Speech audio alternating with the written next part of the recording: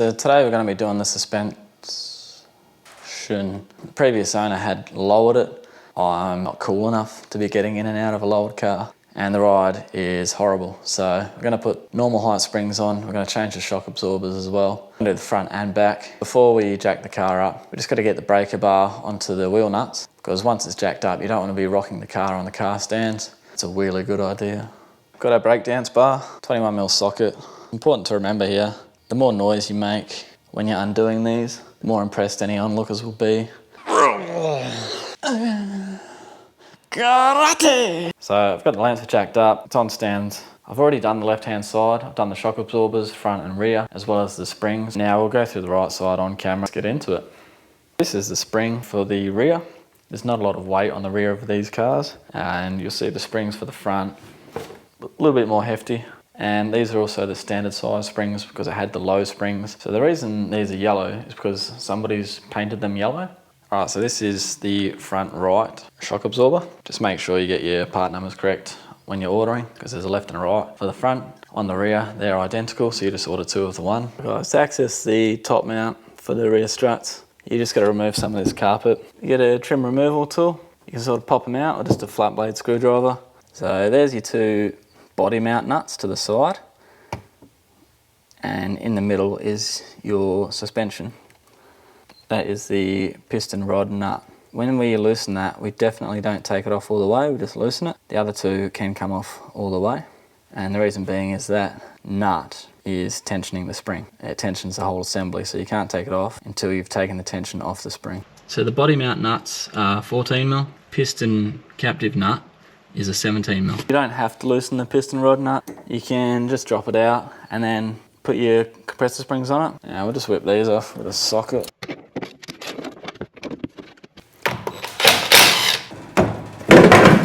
There's your spring strut going up into the boot. All these rubber seals have to be reused unless you've ordered them separately, because if you just order a shock absorber, it doesn't come with rubber seals. And these two bolts down here, we're going to take them off just so we can drop this out. Smack these bolts through that are supporting the strut, and then that'll come out. To get them out the rest of the way, well, the easiest thing to do is just thread them out. Both of those nuts are out now, so we're just going to drop this down. Sometimes it needs some coercion. Get these nuts and bolts together. These two bolts are exactly the same. You can just put them off to the side.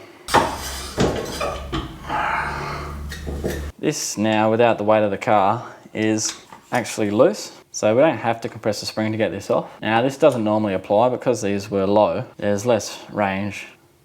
Yeah, cool story, man. Because these springs are low and we've loosened this, the spring's not under tension, so we can take this off safely. With a normal spring, even with that loosened, this component would still be under tension. So we'd have to compress this with the spring compressors. So to get this last little bit off, just going to use monkey grips. I've taped them up, not so much to protect these old ones. This is the same part number for the left and right side. You can see it comes with a new piston rod nut, but that's it. None of the other dust boots or anything like that. So everything we take off, all these washers, we will be reusing. I recommend that you pump this a few times before use.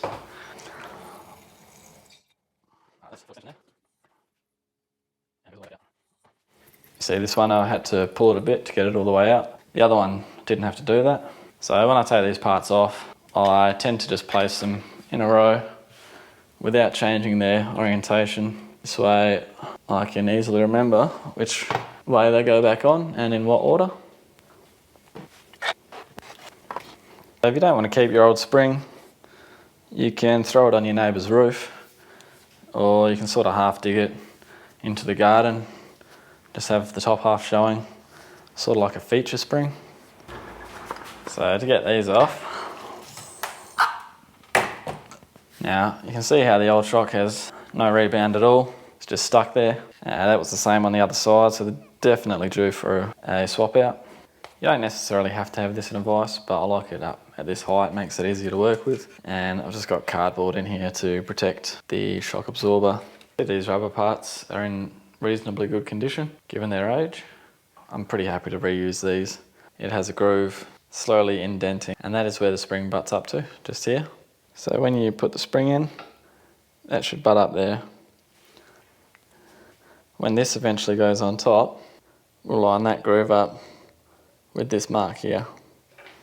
This bit here takes a bit of force to get over. Oh, there we go.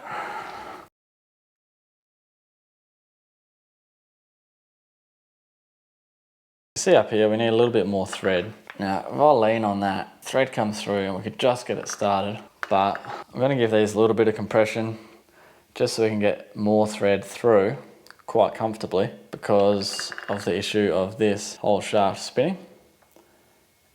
And I don't want to grip the new strut with the monkey grips and ruin it. So I'd rather have the spring compression, be able to hold this and then do the bolt up. I'm just going to show you quickly the compressor springs, greasing the thread.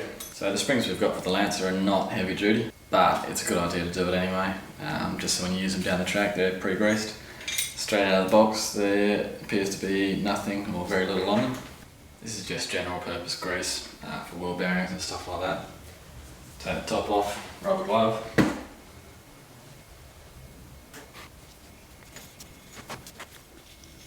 So I've just run a bit of grease through the thread there, and then I'll just turn this bit down the whole way. And then once I've threaded it all the way down, I'll thread it all the way back up and it should be ready to use. So you clamp these on the spring, one either side, 180 degrees apart. This is 1/2 inch drive. Otherwise, I think around here you can put like a 24mm socket. Use some clamp jaws just to hold the spring in place.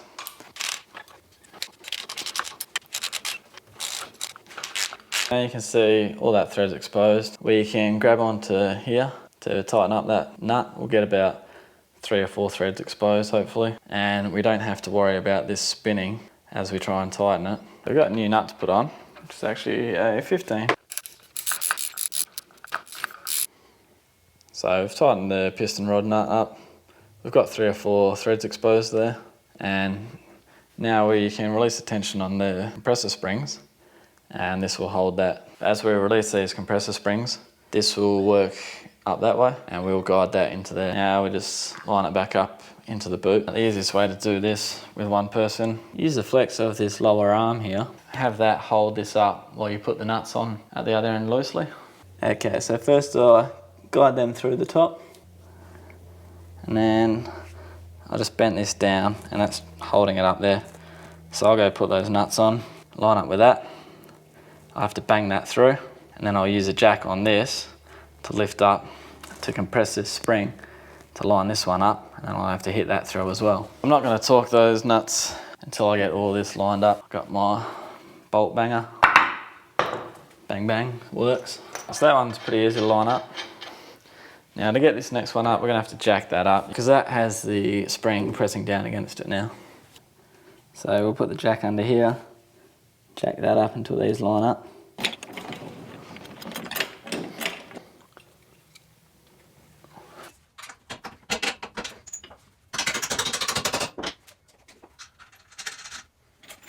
We can lower it.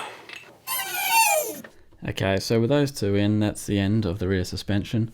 We will torque this outer bolt now because we won't have access later. The inner one that goes through the bushing of the rear suspension, we make it firm, but then once the car's on the ground, we'll bounce it so that seats itself, and then we'll torque it. We can torque the body mount nuts now and then again after a test drive. Just using this workshop manual to get all my torque settings. I've highlighted the relevant torque settings for the rear suspension here. Alright, so we're on the front suspension here. It's a very similar process once you get everything out. This is the knuckle. These two nuts have to come off and these bolts out.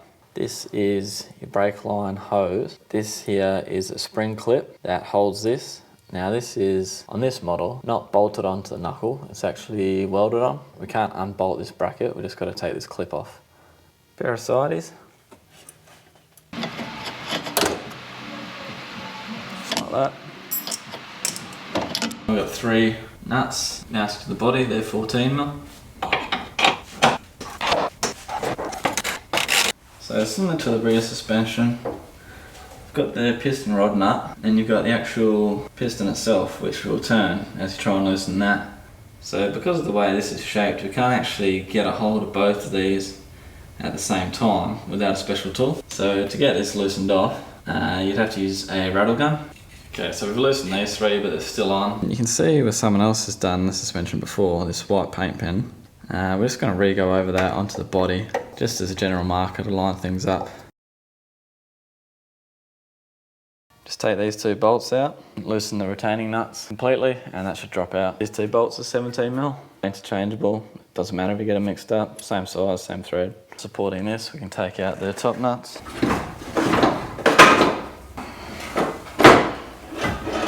Alright guys, so I've compressed this, all the tension's off, this is all loose up here. That can come off safely now. This piston rod nut is 17mm. You can try and grab the rod on the inside. You will semi-crush the rubber boot, but I did it on the last one and it didn't get damaged. You can use a socket on top, but I find it easier with a rattle gun. Just want to make sure there's definitely no tension on before you take these off. The same as we did last time, I like to take it off in order, lay it out nice and neat so we know which way it goes back on. And then your captive nuts should all line up properly with this being seated in the correct position, which is hard up against the bump stop. As you can see there, there's a bump stop here, a little groove that comes to an end, and that is where your spring should sit. Come off. Now this is under a lot of tension, so just be careful. You just press that up to get the dust cover off. It's got a split there, but it's in pretty good nick up top, so I'll still reuse that. And you can see how the old shock has no rebound, even with assistance. Just doesn't want to come out. And you don't want these to slip off, you just want to do it evenly, each side.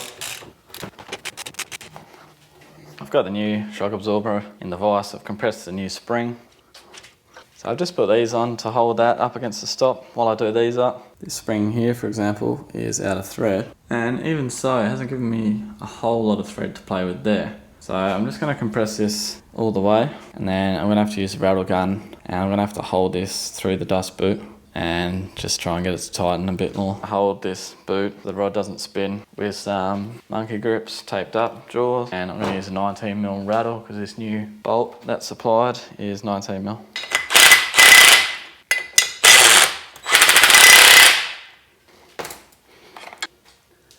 So that's how much thread I've got showing. We can decompress this now, making sure this boot's lined up, bump cap and these painted white lines line up. Sometimes your compressor springs might be in the way, so you can play around with it once you've released the tension. Nearly done now. Put this up and put the retaining nuts on just loosely.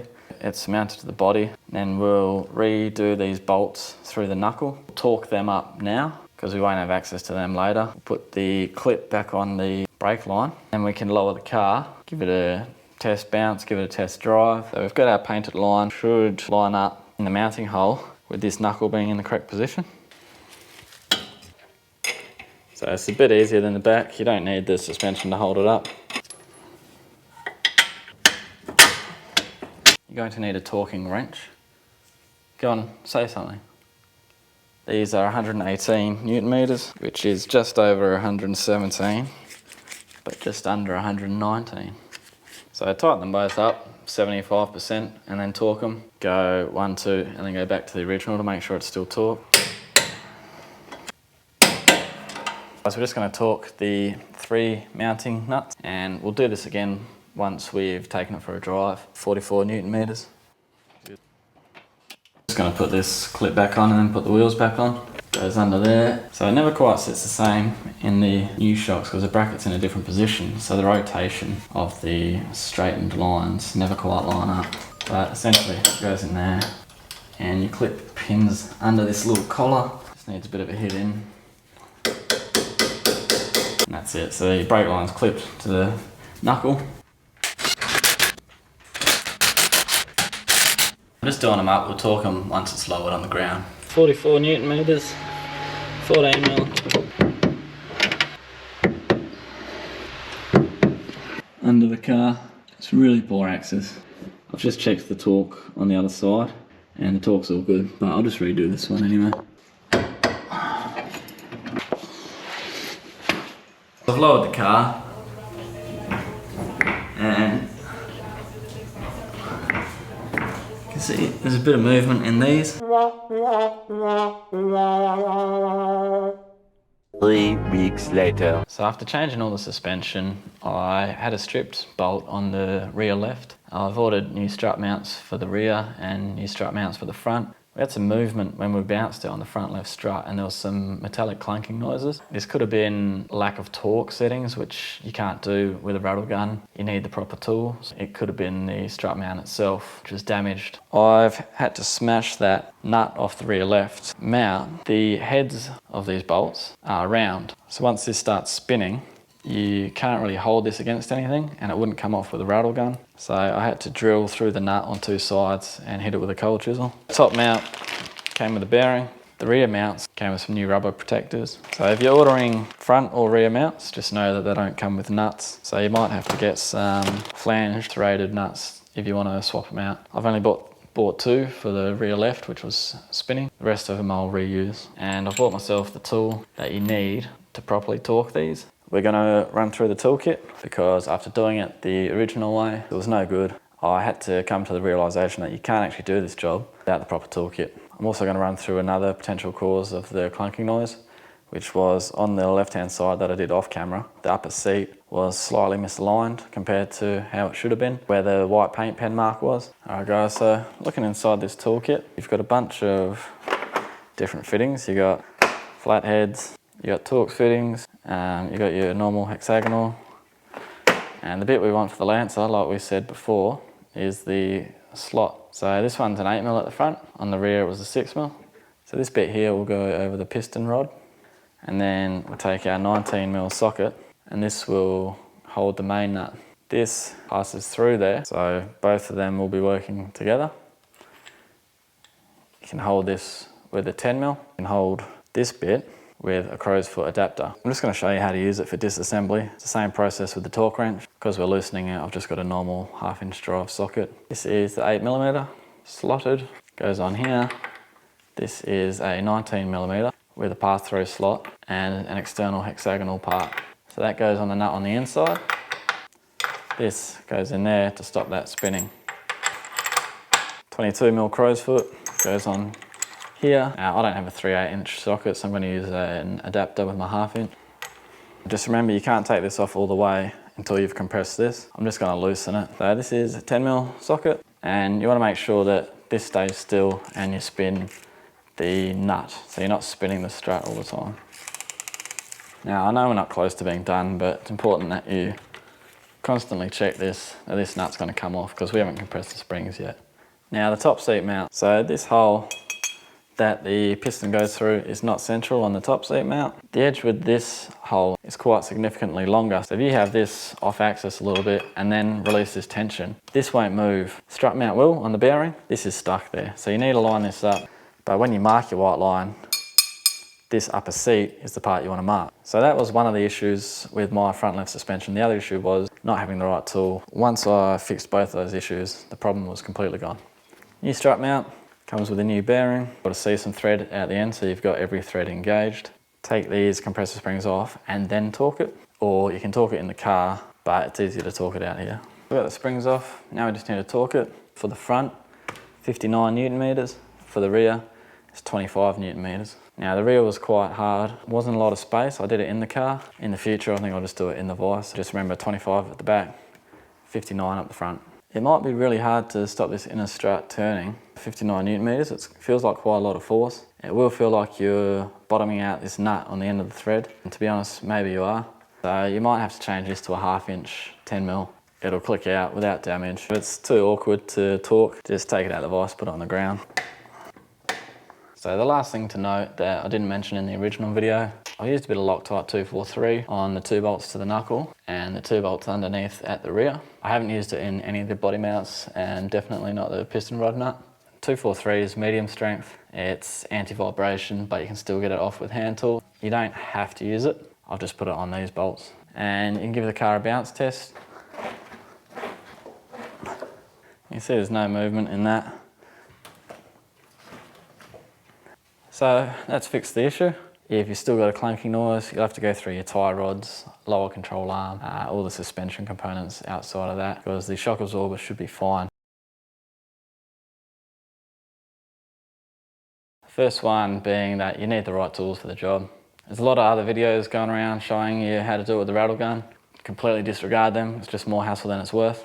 If you're going to go through the hassle of ordering springs and shock absorbers, just get the strut mounts as well at the same time. It'll just save you a headache of having to take it apart only to figure out that you need to order more things. Make sure your upper seat is oriented correctly as you release the tension on the spring, because you might inadvertently knock it around even though you had the white line lined up when it was under tension. So that's it, lower the car, go through with the wheel, lug nuts, 110 Newton meters, take it for a test drive, hopefully it's all good.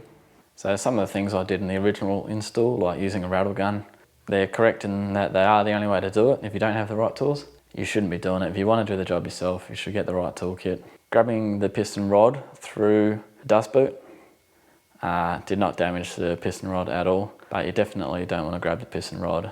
Regardless, you don't have to do that once you've got the toolkit.